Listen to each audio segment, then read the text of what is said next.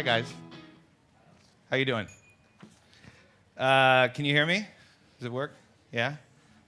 I thought it was really interesting what Will just spoke about, because really sustainability and traceability, I think usually we just think about it purely in terms of product and food.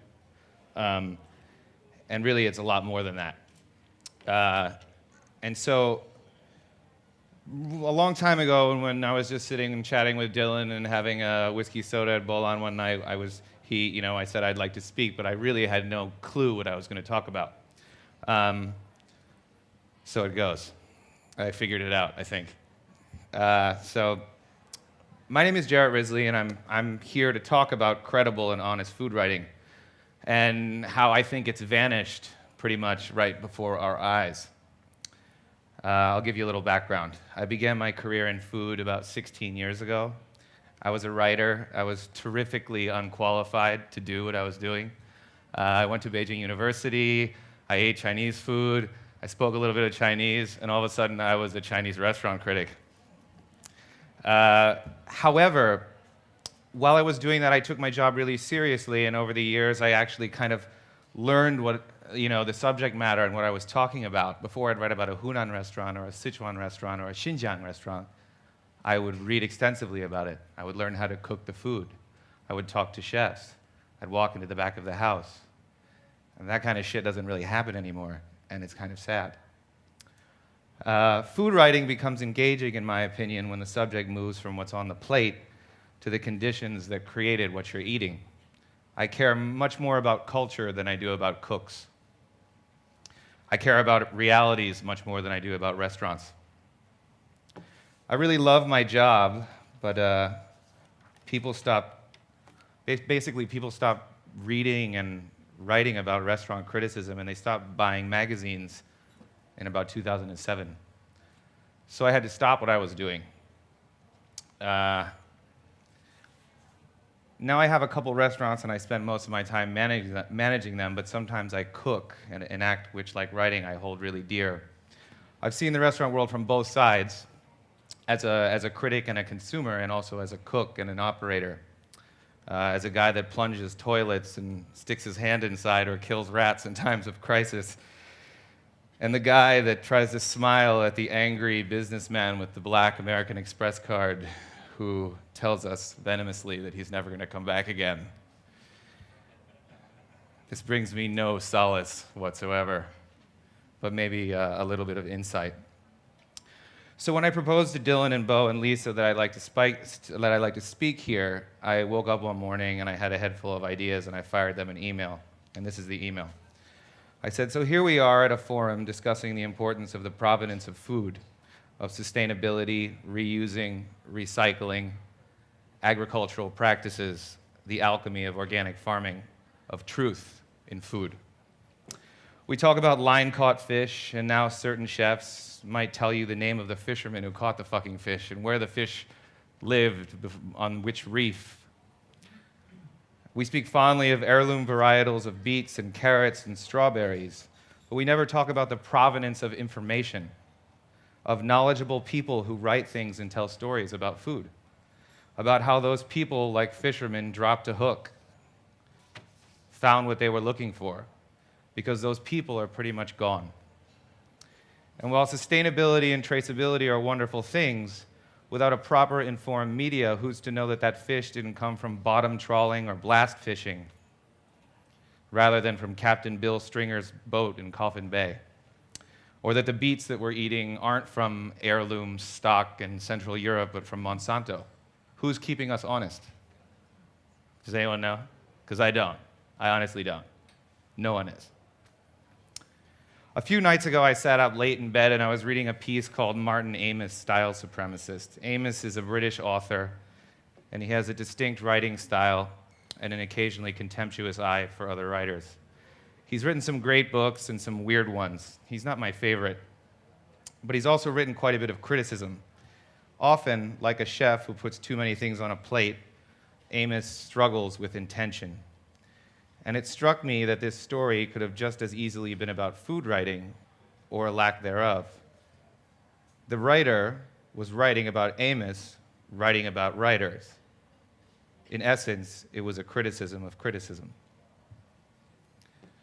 Dedicated authors write books like accomplished chefs cook dishes. Over and over, after time, the thing inside their mind comes out. And it comes out through repetition and refinement. And sometimes it doesn't. Sometimes it's not good. Either way, it kind of whittles away at that person. And then some asshole comes in and used to write about it and upset the chef until recently.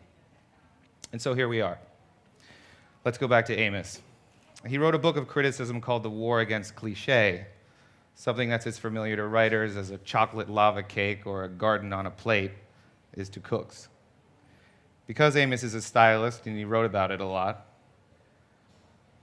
it's interesting to me because cooks and chefs and restaurateurs and pastry chefs, sommeliers, we're also fighting cliché. We're looking at what people are doing, we're analyzing it, but we're not trying to repeat it. We're trying to resist mimicry. But here's the thing. Unlike Amos or John Updike or whoever, we're not being judged by our contemporaries. Food criticism, outside of a few local weeklies and a last-line vanguard of newspapers, is nearly non-existent. Chefs used to remain in their kitchens for fear of critics and their poison pens. The faces of food writers were pinned up on corkboards in the back of the house. They were hidden behind the reception stand for the receptionist to look at. And I think they were in the heads of chefs before they hit their pillows. But today, chefs leave their kitchens for weeks or months, flying around the world to cook dinners for votes and Instagram likes, or as the new food media likes to call it, inspiration. It's strange that we think nothing of paying $75 or $150 for a bottle of wine which we might consume in an hour. But many of us would never consider buying a subscription to The Art of Eating or Lucky Peach or Saveur. But don't worry about it because they're gone. You can find them online. Even subscribing to The New Yorker or the Financial Times or The Guardian or The New York Times or whomever else can still afford to pay a writer who knows something to share their thoughts about food. In short, we've all dropped the ball. And huge food and beverage companies quickly picked it up and they ran for the exits. Because of our collective apathy to spend money on words and on information, something really insidious has happened. The observers and the observed have become one. The critics that once haunted chefs' dreams now sit beside them in buses on food junkets in San Sebastian, Hong Kong, Istanbul, Madrid, and Paris. Meanwhile, the once silent majority of customers howls into an online void. Restaurant groups pay bots to write platitudes, one single TripAdvisor review at a time. Guests who don't like to eat raw fish write screeds on omakase places in Tokyo or Turin. I won't even go into Instagram influencers because I don't want to haunt you, but they haunt me. In this new landscape of lists, which has become so powerful as to rejuvenate or completely ruin a restaurant, there's little time for real analysis. Restaurants are deeply personal things, not things that, in my mind at least, should be ordered like tennis players or professional golfers.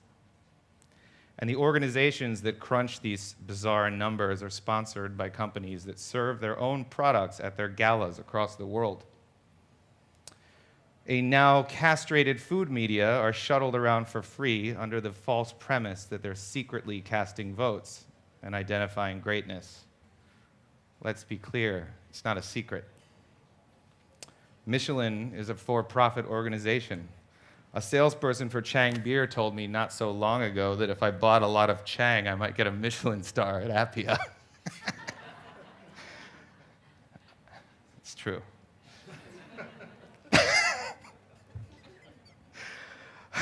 San Pellegrino's top 50 restaurant list, owned by William Reed, contains tastemakers and country managers and a coterie of people eating around the world, many of whom are my friends.